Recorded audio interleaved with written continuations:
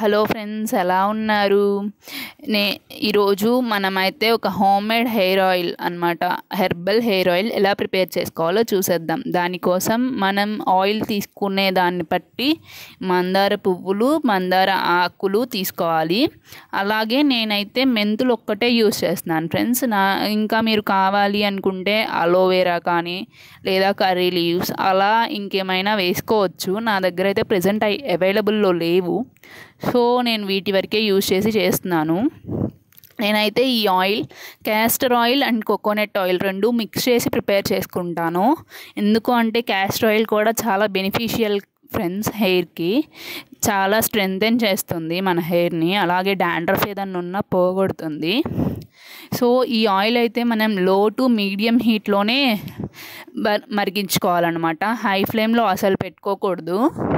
ఎందుకంటే అందులో ఉండే విటమిన్స్ అవి మీరు హై ఫ్లేమ్లో పెట్టినప్పుడు 2 to 5 minutesకే ఆయిల్ అనేది మరిగిపోతుంది. బట్ అంత బెనిఫిషియల్ అయితే ఉండదు. సో దీన్ని మాత్రం లో టు మీడియం ఫ్లేమ్లోనే పెట్టుకోవాలి. నేనైతే క్యాస్టర్ ఆయిల్ 240 ml అండ్ దాంతోపాటు కోకోనట్ ఆయిల్ 175 ml తీసుకొని ఆయిల్ ప్రిపేర్ చేసుకుంటున్నాను. ఆయిల్ చూడండి ఫ్రెండ్స్, కలర్ ఎంతలా షేడ్ అయిపోయిందో, కలర్ ఎంత బాగుందో చూడండి ఫ్రెండ్స్. అలాగే మందార పువ్వులు కానీ మందార ఆకులు కానీ చాలా బ్లాక్ కలర్లో వచ్చేస్తాయి. అలా వచ్చి ఆయిల్ అనేది నురగలు వస్తుంది. అలా వస్తే మన ఆయిల్ మోస్ట్లీ ప్రిపేర్ అయిపోయినట్టే.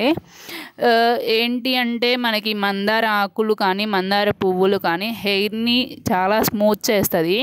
అలాగే హెయిర్ ఫాలికల్ని స్ట్రెంత్ చేస్తుంది, హెయిర్ గ్రోత్ అయ్యేలా చేస్తుంది. అలాగే హెయిర్ ఫాల్ ఏమన్నా ఉన్నా తగ్గిస్తుంది. సో ఫైనల్గా ఆయిల్ అయితే కంప్లీట్ అయిపోయింది ఫ్రెండ్స్. స్ప్లిట్ ఎండ్స్ ఏమైనా ఉన్నా కానీ కంప్లీట్గా పోతాయి. బట్ వన్ వాష్ లేదా ఒక 2-3 వాషెస్లోనే పోవాలి అంటే పోదు. ఫ్యూ మంత్స్ మనం ట్రై చేస్తే ఇది హెర్బల్ ఆయిలే కాబట్టి పెద్ద ప్రాబ్లమ్స్ ఏమీ అయితే ఉండవు. కాకపోతే కొంతమందికి సూట్ అవుతుంది, మోస్ట్లీ సూట్ అవుతుంది, కొంతమందికి సూట్ అవ్వకపోవచ్చు. నాకైతే చాలా అంటే చాలా బాగా వర్క్ అయింది ఫ్రెండ్స్. నాది కర్లీ హెయిర్ వాళ్ళకు ఉండే ప్రాబ్లమ్స్ చాలానే ఉంటాయి. ఈజీగా హెయిర్ డ్రై అయిపోతుంది. అలాగే ఈజీగా మనం ఎంత కండిషన్ చేసినా ఎంత నరిషింగ్ చేసినా కానీ మన హెయిర్ అనేది చాలా డ్రైగా, స్కాల్ప్ ఏమో ఆయిలీగా అట్లా ఉంటుంది. ఆయిలీనెస్ ఉన్న స్కాల్ప్ కూడా చాలా బాగా యూజ్ అవుతుంది. ఆయిలీనెస్ని తగ్గిస్తుంది, హెయిర్ని డ్రై అవ్వకుండా చేస్తుంది, హెయిర్ స్మూత్ ఉంటుంది, అలాగే షైనింగ్ ఇస్తుంది హెయిర్కి. చాలా అంటే చాలా బెనిఫిట్స్ ఉన్నాయి ఫ్రెండ్స్ ఈ ఆయిల్ వల్ల. సో నాకైతే చాలా అంటే చాలా బాగా వర్క్ అయింది. సో ఫైనలీ స్ట్రెయిన్ చేసేసుకొని ఈ హెయిర్ ఆయిల్ని మనం హెయిర్ ఆయిల్ ఎంతైతే యూజ్ చేసామో అంత మనకి రిటర్న్ అయితే రాదు. అలా వచ్చింది అంటే అది నాట్ గుడ్ అన్నమాట, క్వాలిటీ అనేది. ఎందుకు అంటే నేను ఇంతకుముందు అలాగే ట్రై చేశాను. అది నేను ఎంతైతే యూజ్ చేస్తానో అంతే నాకు మరిగిన తర్వాత కూడా వచ్చేది. ఇదైతే అలా రావట్లేదు ఫ్రెండ్స్. అప్పుడు అలా వచ్చినప్పుడు అయితే నాకు హెయిర్ ఫాల్ కూడా బాగా అయ్యింది ఎంత యూజ్ చేసినా కానీ. అప్పుడు కూడా క్యాస్టర్ ఆయిలే యూజ్ చేశాను. క్యాస్టర్ ఆయిల్ హెయిర్కి చాలా బెనిఫిషియల్, కానీ అప్పుడు నాకు హెయిర్ ఫాల్ అయ్యింది. సో అది ఒరిజినల్ కాదు అనేసి అర్థమైంది. క్యాస్టర్ ఆయిల్ ఏంటి అంటే హెయిర్ ఫాల్ని చాలా అంటే చాలా కంట్రోల్ చేస్తుంది. అలాగే కోకోనట్ ఆయిల్ అనేది మన హెయిర్కి చాలా నరిష్మెంట్ని ఇస్తుంది.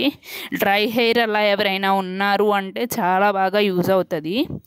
సో మనము ఎంత ఆయిల్ అయితే పోస్తామో అది హాఫ్ కానీ హాఫ్ కన్నా కొంచెం ఎక్కువ కానీ మనకి రిటర్న్ వస్తుంది ఫ్రెండ్స్ ఆయిల్ మరగపెట్టిన తర్వాత. ఫైనల్గా మన ఆయిల్ అయితే ప్రిపేర్ అయిపోయింది. ఇందులో నేను విటమిన్ ఈ క్యాప్సిల్స్ యూజ్ చేస్తున్నాను.